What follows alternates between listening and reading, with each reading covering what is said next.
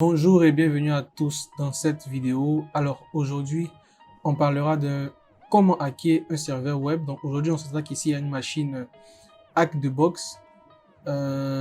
Du coup, je me suis déjà connecté en fait au VPN de Hack the Box via OpenVPN et j'ai accès ici du coup à une page web.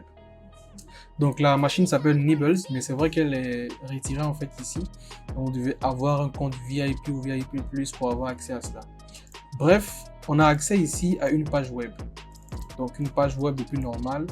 Et c'est en fait aujourd'hui, on va apprendre vraiment des concepts pratiques, pragmatiques vraiment du pentesting web. Voilà. Aujourd'hui, on sera vraiment orienté pentesting web aujourd'hui, côté serveur aussi. Et la première des choses en fait que je fais, que ce soit un CTF ou bien lorsque je suis en train de faire des recherches de bugs sur des sites web qui sont disponibles sur les plateformes de bug bounty, je fais d'abord clic droit et View Page Source pour voir en fait le code source de la page. Donc ici, on peut voir qu'il y a la balise bold, donc pour mettre le test en gras. Ici, on a des commentaires, on a un commentaire ici qui nous donne des informations très intéressantes. Donc ici, on nous montre ici un chemin, donc un directory, un chemin. Alors, ce qu'on va faire, on va juste faire un copier du directory en fait, donc du chemin, et on va le tester, on va voir si ça passe. On va juste un coller ici, tac, et automatiquement on voit qu'on est redirigé en fait sur une page. Ok, alors donc déjà c'est pas vraiment la première des choses à faire hein, quand on est en train de faire du pentesting web. Normalement on doit faire l'énumération, donc tout ce qui est de la recherche d'informations en fait, donc information gathering, donc énumération, footprinting, tout ce que vous pouvez imaginer. Mais pour la résolution en fait de cette machine, de ce lab, on n'a pas vraiment besoin en fait de faire par exemple de l'énumération, tout ça en fait. Mais dans les cas pratiques, ce sera aussi des informations peut-être utiles. Par exemple, savoir quel serveur, quels sont les services qui tournent, etc. Bref, rapidement, ici, donc on a accès à une nouvelle page. Donc ici, Nibble Blog. Et ce qui se passe, c'est qu'on va chercher à savoir, vu qu'on a découvert ici à partir du coach de la page qu'il y a des chemins qui sont disponibles. Donc on va chercher à savoir s'il n'y a pas d'autres chemins qui sont disponibles. Donc on fait encore un view page source pour voir ici s'il n'y a pas encore d'autres informations. Donc ici on voit main, on voit plugins, view, tout ça. Bon, on voit qu'il n'y a pas vraiment d'autres informations. C'est vrai qu'on voit feed PHP ici. Alors on ne donne pas trop d'informations, mais on sait au moins que la technologie utilisée ici, il y a du PHP. Alors, ce qu'on va faire ici, pour découvrir ici, il y a d'autres chemins ou il y a d'autres directory qui se trouvent sur notre site. On va juste faire copier le lien en fait, ça, on va juste faire copier, ok. Et on va revenir sur notre terminal. On va utiliser un outil qui s'appelle GoBuster. Donc ici, GoBuster va nous permettre en fait de faire du brute forcing. En gros, comme le brute forcing de mot de passe. Donc, il va utiliser le dictionnaire command.txt et dans le dictionnaire command.txt vous avez beaucoup d'informations, beaucoup disons de mots en fait qu'il va tester sur le site web. Et si ces mots là sont considérés comme des chemins valides sur le site web, vous allez voir. Alors quand je vais lancer, vous allez voir, je vais pouvoir mieux vous expliquer en fait. Donc ici je vais juste remove ça, donc -u ce sera la target et puis wordly ce sera command.txt. donc si je fais entrer, vous allez voir ici, il va commencer à me lister plusieurs chemins en fait. Donc HT access, HTA password. Donc ici on a admin, on a admin.php. Et ici on voit le statut qui est 200. Donc quand le statut est 200, normalement en web ça veut dire que tout s'est bien passé. Quand c'est 301, ça veut dire qu'il y a une redirection. 404, ça veut dire qu'il y a ce qui a été demandé en fait n'a pas été trouvé, etc. Donc ça aussi c'est le truc de base aussi à savoir. Donc là on a trouvé un chemin très intéressant, donc je ne vais même pas attendre jusqu'à la fin du process. J'ai trouvé déjà un chemin très intéressant qui est admin.php. Donc je vais juste faire un coller de notre chemin ici. Donc je vais faire entrer. Et là, on découvre en fait qu'il y a un login page. Donc encore, je vais faire un view source page pour voir un peu le code source de la page. Alors, il n'y a pas vraiment de choses très intéressantes. On va juste fermer ça. Et on va essayer de découvrir si par exemple, alors, on va juste revenir ici. Alors, ici, il faudra attendre que tout, que tout, voilà, ici, on a trouvé un chemin qui s'appelle plugin. Alors, si je viens ici, et je fais plugin, alors, plugins, ok. Il va me donner une page. Donc là, il me donne une autre page. On a trouvé ici, n'est-ce pas? On a trouvé ici, donc via GoBuster. Donc on a un chemin qui s'appelle plugin.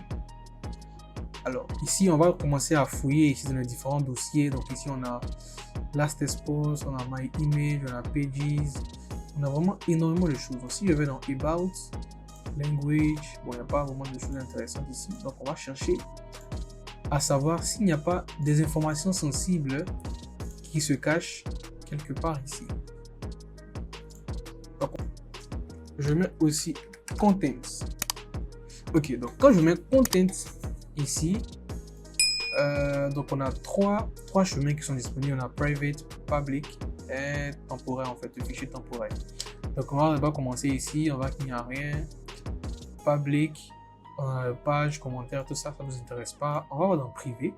Et dans privé, on va voir des fichiers .xml. Et on voit ici, il y a un fichier user.xml. On voit ici, alors si je fais ça, je vais faire un view. Et ici, on voit que username est égal à admin.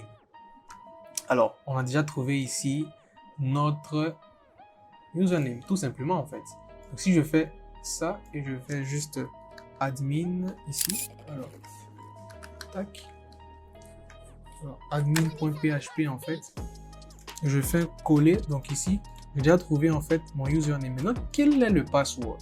Ça sera la question qu'on va se poser ici. Alors, comment on va faire pour trouver le password? Ok, donc, comme j'ai dit, on a trouvé le username, ok, ici qui est admin. Là maintenant, on va retourner, on va juste enlever ça. Alors, je vais juste enlever view source là ici. Alors, tac, tac. Je vais juste enlever user.xml. On retourne dans private, ok. Et on va chercher ici.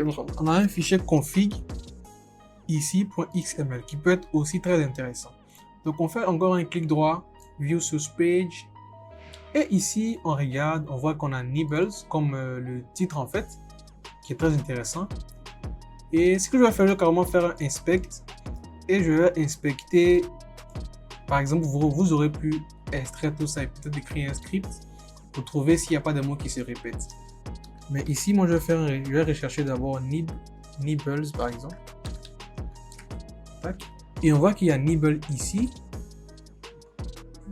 Et je pense que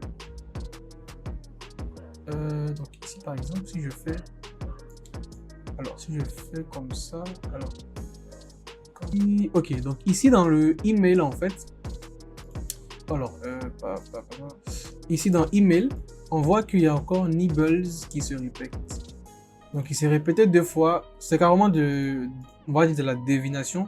Je ne sais pas si ça va marcher, mais voyons voir. Il y a Nibbles qui s'est répété 2 fois. Donc je vais faire un coller du password, le admin, on est sûr que c'est cela, mais le Nibbles, on n'est pas sûr. Donc je vais juste faire un login, alors donc save. Ok, donc automatiquement il m'a connecté en fait sur le dashboard. Ça veut dire en fait qu'il a confirmé que admin est le username et Nibbles est le password. Ok, donc la prochaine étape sera quoi? Donc ici, c'est vrai qu'on a pu se connecter à la page web, on a pu vraiment carrément débuter notre pen testing, mais on est vraiment loin d'avoir fait quelque chose en tout cas. Et ici, on va commencer à parcourir, à voir un peu comment le blog fonctionne. Donc on a comments, on a manage, on a thème, plugin, tout ce qu'on avait vu là. Alors ici, on va essayer du coup de prendre le contrôle du serveur. Donc remote code ici. Donc on va venir dans My Image, on va faire configure. Ok, donc ici, on va essayer d'uploader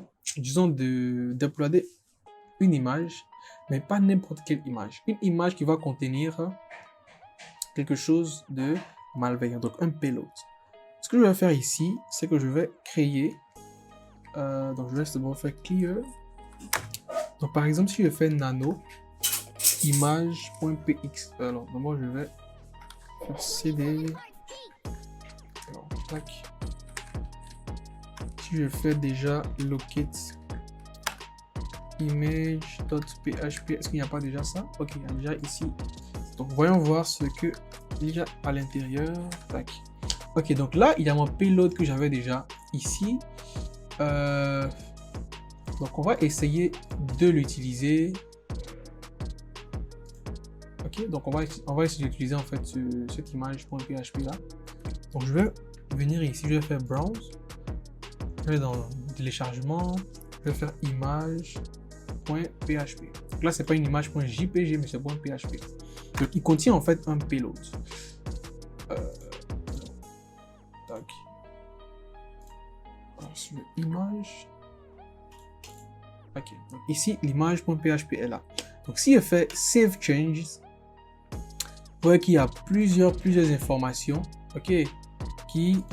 Donc plusieurs choses en fait qui apparaissent ici. Ça veut dire que c'est un bon signe en tout cas.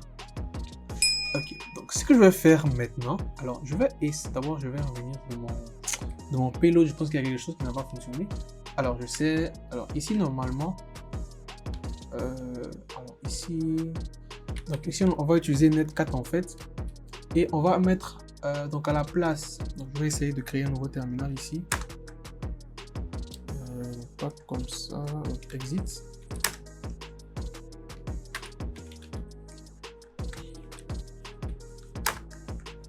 Pas un problème. Alors comme ça, je vais juste faire un if config. Chercher maintenant l'adresse ici tune0. Alors pourquoi si je fais IPA, ok. Donc ici on a l'adresse IP en fait de notre machine. Donc ici on va copier, copy. Donc ici c'est 10 15 31. Donc on fait 10 15.31. ok. Et ici le port j'ai mis 9443. Donc je vais faire save et je vais sortir. Donc je vais faire clear. Ce que je vais faire, je vais carrément uploader encore une fois la même image, mais sûrement que j'ai fait des modifications. Donc je vais faire save. Voyons voir. Ok, tout fonctionne bien, je pense. Ok. Et je vais faire un clear ici aussi. Alors voyons voir maintenant si on retourne dans content. On va voir ici dans le chemin private plugin. Ici, on a catégorie Hello, Last Post, My Image. Du coup, dans My Image, on voit que l'image.php est là. Donc, avant de cliquer sur l'image.php, je vais aller d'abord dans mon terminal et faire un NC. Ici, pas ce terminal-là. Ici. Alors, ici, NC-LVNP. Donc, ce sera plutôt 9.443. Alors, ça veut dire en fait, écoute. Surtout, donc ici, ini c'est donc pour l'adresse IP sur le port 9440. Donc, tout ce qui va se passer sur le port 9443 sur les réseaux ici, il va écouter. Ici, par exemple, nous, ce qu'on veut, c'est vraiment avoir accès en fait au serveur, tout ce qui va se passer. Donc, ici, quand on va cliquer sur image.php, regardez ce qui va se passer. Donc, automatiquement, on a pu avoir accès, du coup, voilà. Là, on a accès maintenant. Si je fais par exemple ls, vous allez voir ici l'image, etc., etc. Ok. Mais vous voyez comme ici, ce n'est pas vraiment très très beau comme terminal, comme shell en fait. Donc ici, j'ai un petit script qui va nous permettre de pallier ce problème-là. Donc c'est pas aussi très beau en fait, mais c'est pas mal quand même. Ça nous permettra au moins de voir les chemins là où on est, etc. Alors, si je fais paste, je fais tac. Ok, donc là au moins on sait que on est dans var html, etc., plugin my image. Je vais faire juste cd. Donc si je fais cd, alors c'est pas possible. PWD. Ok, donc ici, on va essayer d'aller dans Home. Alors, si je fais CD-Home.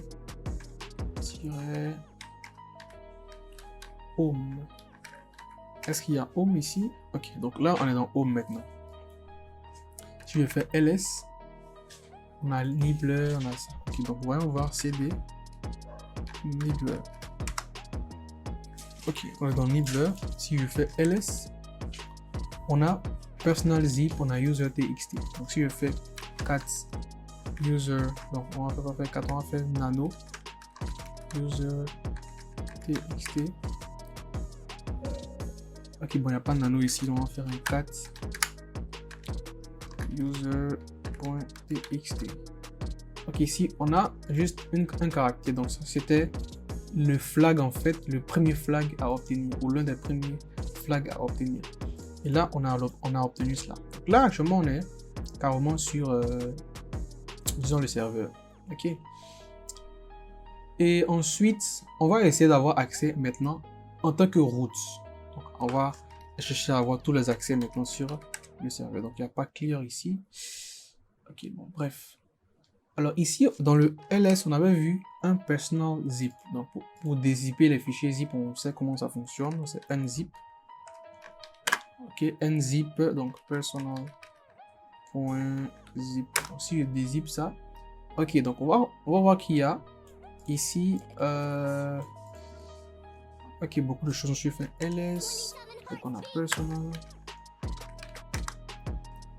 Si je fais ls. Donc on a staff. Si je fais encore ls ici. Ok, donc on voit ici qu'il se trouve ici un script bash, n'est-ce pas? Ok, donc ce qu'on va essayer de faire, on va essayer. Donc ça sera certainement très long ici. Hein. Alors, essayons de voir monitor.sh. Voilà, donc le fichier, le bash là, le script il est très long. Ok. Ce qu'on va essayer de faire ici, c'est de lancer cette commande là. Alors c'est un script pour faire en fait l'escalation de privilèges. Donc ici, comme c'est l'escalation de privilèges qu'on cherche, on cherche en fait, donc je vais juste chercher. Ok, donc il est ici. Ok. Donc c'est là qu'il est en fait. Ce qu'on va essayer de faire, c'est juste faire un copier de cette commande, ok, et faire paste entrée, ok. Et ensuite, on va maintenant juste faire un sudo .monitor.sh.